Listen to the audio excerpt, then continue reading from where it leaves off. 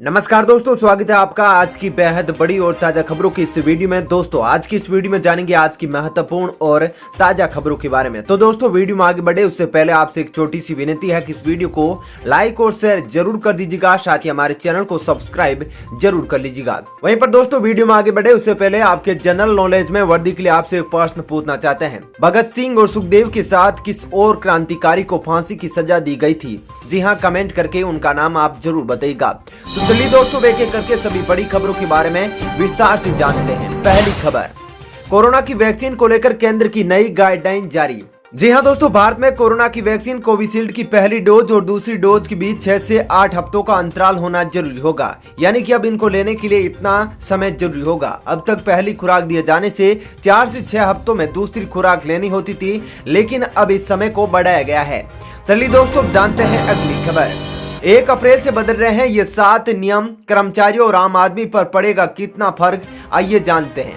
जी हाँ दोस्तों, अप्रैल से नया वित्त वर्ष शुरू होने वाला है और ऐसे में नए वित्त वर्ष में कई ऐसे नियम कानून बदल जाएंगे जिनका असर आम आदमी पर पड़ने वाला है।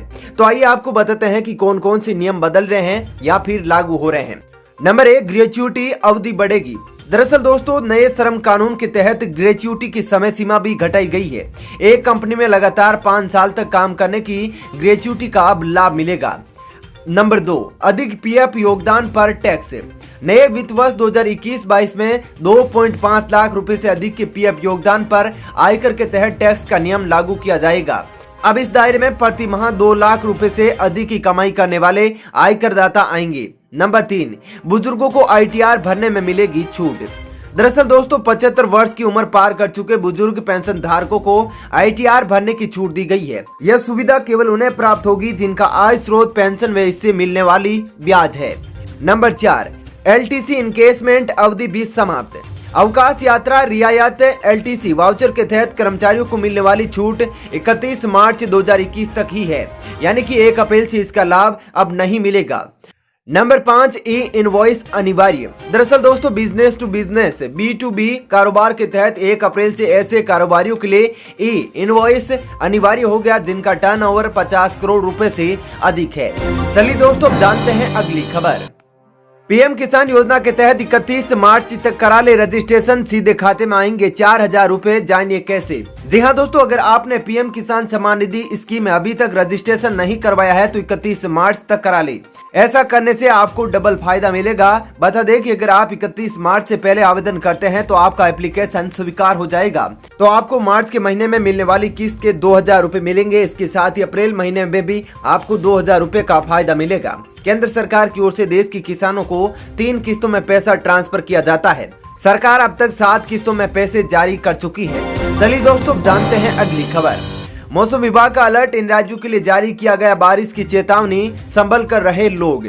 जी हाँ दोस्तों, होली से पहले मौसम में काफी बदलाव देखने को मिल रहा है। पश्चिमी विक्षोभ के चलते देश के कई इलाकों में बूंदाबांदी हो रही है, जिससे लोगों को गर्मी से राहत भी मिली है। पहाड़ों के कुछ इलाकों में बर्फबारी व रिमझिम बारिश से तापमान में गिरावट भी दर्ज की गई है। दूसरी ओर भारतीय मौसम विभाग की चेतावनी के मुताबिक देश के कई राज्यों में अगले 12 घंटों में बारिश होने की संभावना जताई गई है। पहाड़ों में बारिश के साथ साथ बर्फबारी होने की संभावना है। कुछ राज्यों में बारिश अगले 2-3 दिनों तक जारी रहने वाली है। वहीं पर भारतीय मौसम विभाग के अनुसार राजस्थान, पंजाब, हरियाणा के साथ साथ दिल्ली, एनसीआर के कुछ इलाकों में अलग अलग हल्की बारिश और गरज के साथ बूंदाबांदी होने की संभावना जताई जा रही है।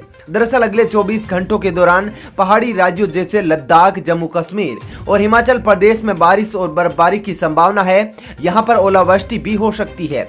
चलिए दोस्तों जानते हैं अगली खबर। सिंधु जल बंटवारे पर भारत पाकिस्तान के बीच 2 साल बाद आज होगी बातचीत की शुरुआत। जी हाँ दोस्तों, भारत और पाकिस्तान के बीच सिंधु जल बंटवारे को लेकर मंगलवार को स्थायी आयोग की 2 दिवसीय बैठक होगी। यह बैठक करीब 2.5 साल के अंतराल के बाद होने जा रही है। यह जानकारी दोनों पक्षों की ओर से सोमवार को दी गई। दोनों देशों के बीच 1960 की जल संधि के तहत स्थायी सिंधु आयोग की स्थापना की गई थी। इस आयोग की नई दिल्ली में 23 मार्च और 24 मार्च को बैठक होने जा रही है। बातचीत के लिए पाकिस्तान का 7 सदस्यीय प्रतिनिधिमंडल सोमवार को भारत पहुंच गया है। इस प्रतिनिधिमंडल का नेतृत्व पाकिस्तान के सिंधु आयुक्त सैयद मोहम्मद मेहर अली शाह कर रहे हैं, जबकि भारतीय पक्ष का नेतृत्व पीके सक्सेना करेंगी। चलिए दोस्तों जानते हैं अगली खबर। गगनयान मिशन के तहत रूस में भारतीय अंतरिक्ष यात्रियों ने पूरा किया प्रशिक्षण, अब देश में होगी आगे की ट्रेनिंग। जी हां दोस्तों, भारत के 4 अंतरिक्ष यात्रियों को गगनयान कार्यक्रम के तहत अंतरिक्ष में जाना है। इन सभी अंतरिक्ष यात्रियों ने रूस में 1 साल का अपना प्रशिक्षण पूरा कर लिया है। रूस से लौटने के बाद ये सभी भारतीय अंतरिक्ष अनुसंधान संगठन इसरो के डिजाइन किए गए ट्रेनिंग मॉड्यूल से ट्रेनिंग लेंगे। ट्रेनिंग पूरी होने के बाद अब इन 4 अंतरिक्ष यात्रियों को गगनयान के माध्यम से अंतरिक्ष में भेजा जाएगा। चलिए दोस्तों, जानते हैं अगली खबर। 2 कौड़ी की इनकी औकात नहीं, लाइव डिबेट में संबित पात्रा पर भड़की कांग्रेस नेता, मिला ऐसा जवाब। जी हां दोस्तों, न्यूज 18 इंडिया की लाइव डिबेट यह है देश हमारा का एक वीडियो एंकर और पत्रकार अमीश देवगन ने अपने ट्विटर हैंडल से शेयर किया है। इस वीडियो में लाइव डिबेट की कुछ झलकियां दिखाई दी है, जिसमें बीजेपी नेता और प्रवक्ता संबित पात्रा और कांग्रेस प्रवक्ता सुप्रिया श्रीनेत एक दूसरे से बहस करते दिखाई दे रहे हैं। अमीश देवगन इस बीच सवाल करते हैं कि क्या हमारा देश लीबिया या इराक बन गया है। इस बीच सुप्रिया श्रीनेत मोदी सरकार पर निशाना साधते हुए कहती नजर आ रही है, सरकार से सवाल पूछे जाने पर जेल जाना पड़ता है, देशद्रोह के चार्ज लग जाते हैं। वहीं संबित पात्रा कांग्रेस के खिलाफ कहते हैं कि इनका बस चलता तो ये जेल के अंदर बंद रखते और हिंदुओं को आतंकवादी साबित करते, राम मंदिर बनने नहीं देते। तो वहीं एक जगह श्रीनेत संबित पात्रा पर पूरी तरह से बिफरती नजर आ रही है। वह कहती है कि यह हमें लोकतंत्र सिखाएंगे, 2 कौड़ी की इनकी औकात नहीं है, लोकतंत्र पर बात कर रहे हैं। इसके जवाब गुस्से में संबित पात्रा देते हैं और कहते हैं बीजेपी की औकात नहीं है, इनकी औकात है। चलिए दोस्तों, जानते हैं अगली खबर। अफगानिस्तान की विदेश मंत्री मोहम्मद हनीफ ने एस जयशंकर से की मुलाकात, शांति सुरक्षा समेत इन अहम मसलों पर हुई बातचीत। जी हां दोस्तों, विदेश मंत्री एस जयशंकर ने सोमवार को अफगान के अपने समकक्ष मोहम्मद हनीफ अतमार के साथ व्यापक मसलों पर वार्ता की है, जिसमें अफगानिस्तान में शांति प्रक्रिया पर ध्यान केंद्रित किया गया। अफगानिस्तान शांति वार्ताओं पर क्षेत्रीय और अंतर्राष्ट्रीय स्तर पर सर्वसम्मति बनाने के प्रयास कर रहा है। जयशंकर और अतमार ने सुरक्षा सहयोग को मजबूत करने, क्षेत्रीय संपर्क सुविधाओं और व्यापार व निवेश को बढ़ावा देने समेत अहम मसलों पर चर्चा की है। चलिए दोस्तों, जानते हैं अगली खबर। डीजीपी रहते मैंने 2 मंत्रियों को किया गिरफ्तार, पूर्व आईपीएस ने परमवीर सिंह की नीयत पर उठाए सवाल। जी हां दोस्तों, आज तक पर डिबेट के दौरान एंकर रोहित सरदाना ने पूर्व डीजीपी विक्रम सिंह से पूछा कि परमवीर सिंह बलि का बकरा बन गए थे, इसीलिए अदालत गए, या फिर वो राजनीतिक मोहरा है और खेल खेल रहे हैं। इसका जवाब देते हुए यूपी के पूर्व डीजीपी विक्रम सिंह ने कहा कि यहाँ कोई बलि का बकरा नहीं है, ना ही कोई मोहरा है, आपने जो फसल बोई है वही काट रहा है। विक्रम सिंह ने कहा कि आपने जब बैकडोर एंट्री से सचिन वाजे की एंट्री कराई थी तो किस कानून के तहत कराई थी, आपने उसको वापस ली। सचिन वाजे के खिलाफ चार्जशीट दायर की थी, हाईकोर्ट में मामला चल रहा था, किस कानून और नियम के तहत आपने उसको सर्विस में लाया, यही नहीं उसको सबसे महत्वपूर्ण पद और किसने दिया था। विक्रम सिंह ने कहा कि परमवीर सिंह एक आईपीएस है, उनके मामले संज्ञान लेना चाहिए थे, उनको एक एफआईआर दर्ज करवाकर जांच करवानी चाहिए थी। किसी अपराध की जानकारी होने पर मूक दर्शक बने रहना अपराध में शामिल होने जैसा है। बतौर डीजीपी मैंने 2 मंत्रियों को गिरफ्तार किया था। चलिए दोस्तों, जानते हैं अगली खबर। सोना खरीदारों की फिर बल्ले बल्ले, इन शहरों में सोना सबसे ज्यादा, यहाँ पर देखिए लिस्ट।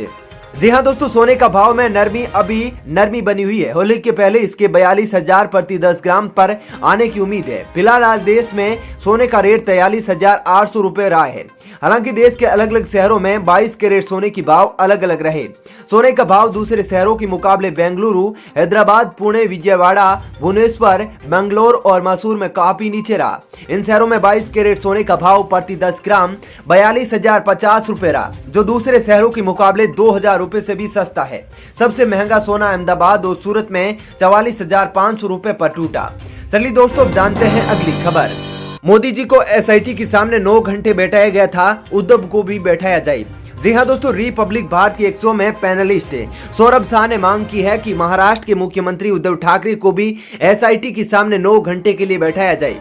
सचिन वाजे को लेकर चल रहे 100 गैंग्स ऑफ वाजे में कितने गुनाहगार हैं में बोलते हुए उन्होंने कहा कि गुजरात के मुख्यमंत्री नरेंद्र मोदी को एसआईटी के सामने 9 घंटे बैठाया गया था, अब महाराष्ट्र के मुख्यमंत्री को भी 9 घंटे बैठाया जाना चाहिए।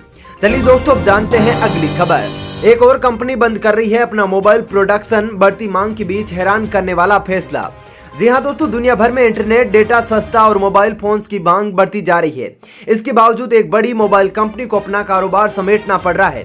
सुनने में यह अटपटा लगे, लेकिन ये सच है कि इलेक्ट्रॉनिक उत्पादों के मार्केट लीडर एलजी अपना मोबाइल फोन कारोबार बंद कर सकती है।